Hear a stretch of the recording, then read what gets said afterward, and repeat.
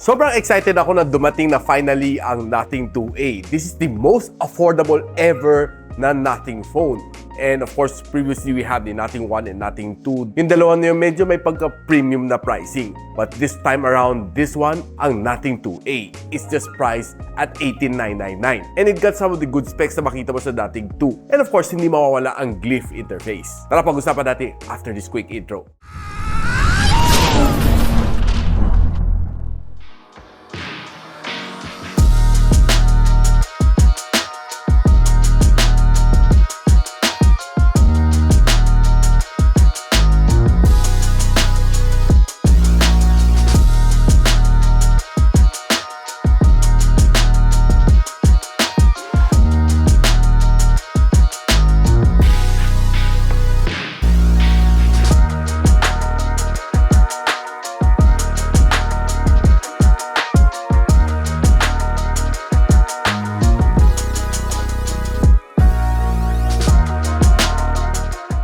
So, ang Nothing 2A na may 8 gigs of RAM and 256 gigs of storage will be priced at $18,990, and ang kanyang 12256 will be priced at $20,990.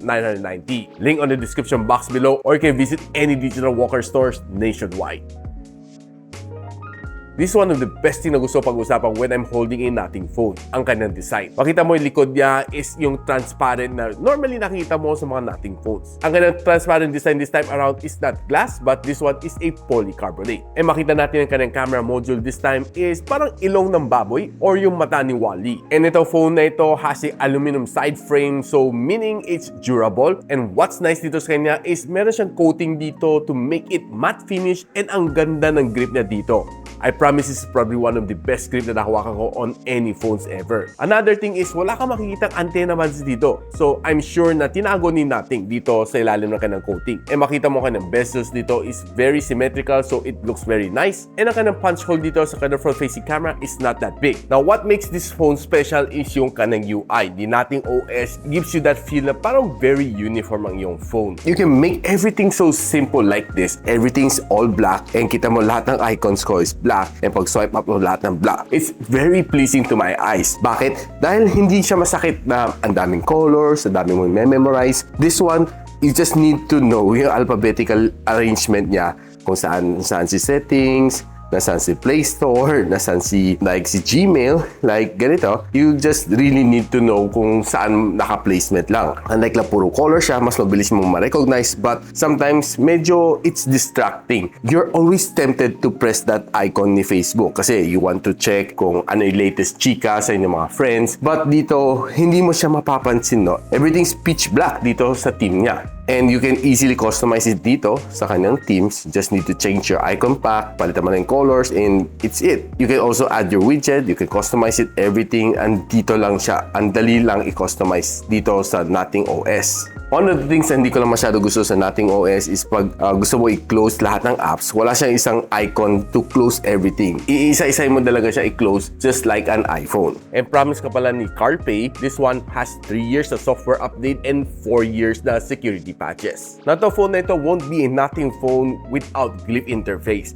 So, kita natin na yun ang ilaw na dito sa likod, no? Now, pansin natin na nabawasan siya. It used to be ang dami all over the phone. But dito sa Nothing 2A, since it's more of a affordable version ng Nothing phone, kita natin there's only 3 glyphs na makita mo dito. There's a lot of patterns na pwede mo pupilian. So, inikot lang natin lahat ng possible na pattern na pwede mo makita while I was talking. Now, this phone is being powered by the MediaTek Dimensity 7200 Pro. And nakuha ng score dito is 655,000 points. And kung binigta mo siya, this is what you should be getting. It got a 1,153 na loop score point dito sa Wildlife Extreme. And meron siya 99.6% ang kanyang stability. Looking at its thermals, mukhang siya maganda, no? And kita mo all green siya. And it throttled to 90% na kanyang best performance. And if you're looking for other benchmark, ito ang nakuha na sa CPU benchmarking na Geekbench. And ito naman nakuha na sa GPU benchmarking ng Geekbench. Now, the phone na ito has a battery size of 5,000 mAh of battery which can support up to 45 watts of fast charging. And since there's no charging brick na kasama dito sa loob ng kanyang package, you can buy itong CMF by nothing na charger. This is a GAN charger na 65 watts. And what's nice dito sa kanya is may dalawang C port siya plus isang A port. You can buy this for around 2,000 pesos sa Digital Walker or sa link that I'll be providing on the description box below. Now, one of the things na gusto ko rin dito sa phone na ito is very battery efficient. Imagine, I can last for around mga 2 days with this phone without even charging. Based on my personal experience dito sa phone na ito, it's so efficient and it was able to give me a 17 hours na screen on time dito sa kanyang PC Mark na battery stress test. But of course, yung kanyang 2 days na usage is based on normal average usage, walang heavy gamings.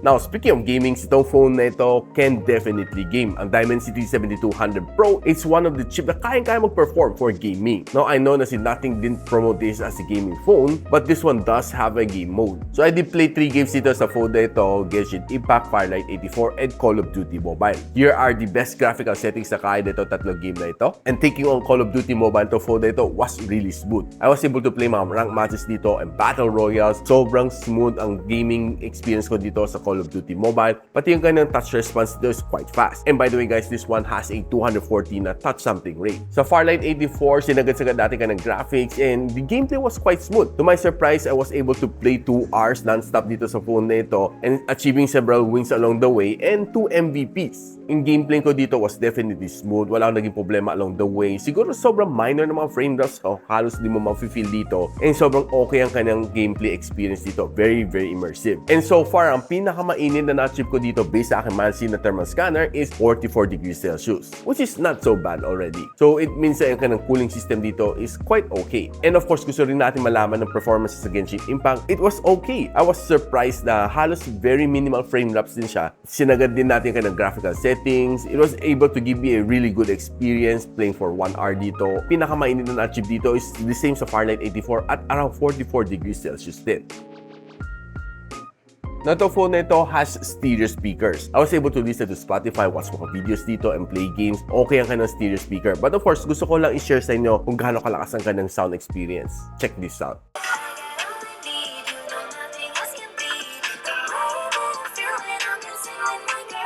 And guys, mafe-feel mo talaga ang ganda ng kanyang sound experience dito. And it was really a pure music tripping pag sinagad mo ang kanyang sounds dito sa phone na ito.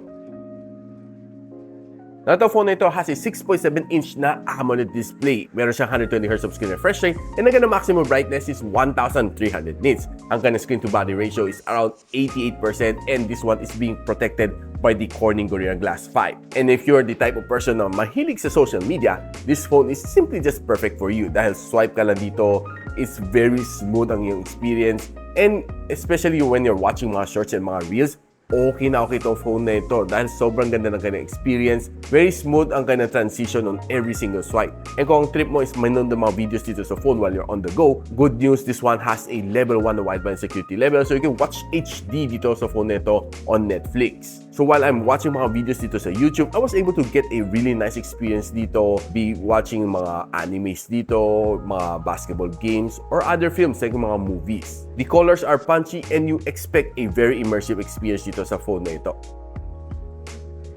Napag-usapan na natin ang camera dito sa phone na ito. It has 2 camera module dito sa likod and starting off with a 50MP na main camera sensor which is a Sony IMX na 890. This one has a aperture of 1.88 and ito ang kanyang main lens. And sinundan siya na 50MP na Samsung ISOCELL na S5K JN1 na may aperture na 2.2. Ito ang kanyang ultra-wide lens plus macro lens. Then ang highest resolution na kaya niya shoot for a video is 4K in 30. Then ang kanyang harap is a 32MP na Sony IMX615 with a aperture 2.45 and this one can shoot up to 1080p and 60 FPS. And tinry ko rin naman mag-take ng some sunset shot. You'd see na ang ganda ng pagka-reproduce ng photo na ito, no? The sun is there sa likod and yung rays niya papunta dito is looking really nice and very dramatic. And here's another sunset shot na binaba ko konti natin na exposure. It looks also nice. Now, if you're the type of person na mahilig sa mga animal photography, this one could definitely perform dahil ang ganda ng kanyang capture ng details. Ang bilis niya mag-shutter, no? Mga tumpusa na to are moving and was able to give me a quick snap. Taking some scenery shot like this is also looking good. Sharp pa rin mga upuan dito kahit zoom in na natin. This is a normal shot na nakuha ko dito dito sa scout circle, and this is a 2x zoom shot. You'd see, maganda pa rin mga details na nakaka-capture ko dito,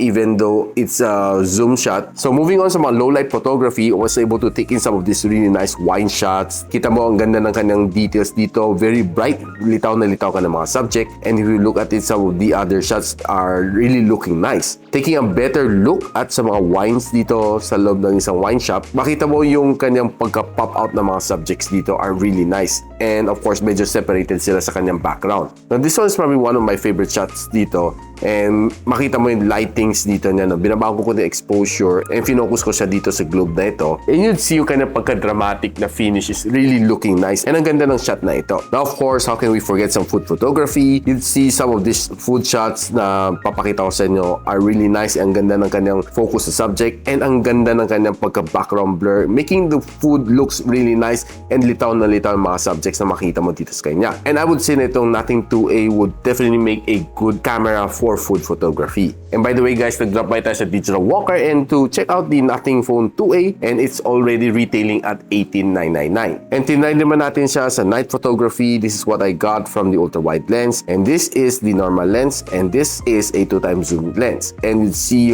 after 2x zoom, it's still nice and maganda pa rin ka na pag-reproduce. And this is another night siya na na-capture natin. Really nice. Ang ganda ng color ng sky. Tinry naman natin ka na front-facing camera. It looks like this when you're taking some indoor low light shot, and if you're trying bokeh shot naman sa kanyang front facing camera, it looks like this. Okay naman siya, no? Ang ganda naman ng pagka-separate ng foreground sa background. And if you're trying it naman sa outdoor, this is how it looks like. Sharp, and I like the way it is. Medyo dark lang ang subject, no? But overall, the photo is pretty good. And this is another classic na outdoor shot na nakuha natin, which I honestly love. And this is another portrait shot. Kita mo, no? Talagang litaw na litaw yung subject niya, and ang ganda ng kanyang cut sa mga edges from the background. Of course, guys, hindi ko naman kaya ipakita sa inyo lahat ng photos na nakuha ko dito sa phone na ito. Do feel free to follow me on my Facebook page at gadgetsidekick to see more of the pictures that I'll be uploading from my Nothing Phone 2A. Now, if you're using the front-facing camera on outdoor vlogging, this is how it looks like. Okay siya, no? Quite stable, and I love the way it is. Sharp na sharp naman ang kanyang video.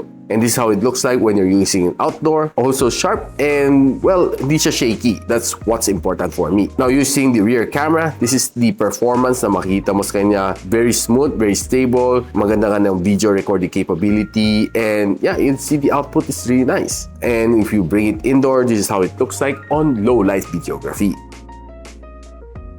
Now guys, ano tingin ko dito sa Nothing Phone 2A? I'm really happy na it has finally landed here in the Philippines. It is now more affordable. You get almost all of the good specs na meron on a Nothing Phone 2 inside this Nothing Phone 2A. Yung experience nga ba, plus yung ganda performance, yung ganda camera, this one is definitely a good one. And on my next video guys, ilalaban natin si Nothing 2A versus the Redmi Note 13 Pro Plus. Dahil ito, dalawang phone na ito is almost equally matched, lalo na sa kanyang processor. So abangan nyo yan guys. Kaya huwag nyo kakalimutan mag-subscribe and hit that notification bell. So if you want to know kung saan nyo pwede mabili itong phone na ito, si Nothing Phone 2A, I'll be linking on the description box below, or you can just walk into any Digital Walker store nationwide. Kung nagustuhan nyo itong video nito, don't forget to like this video and share it to your friends. And a subscription to this channel means nothing.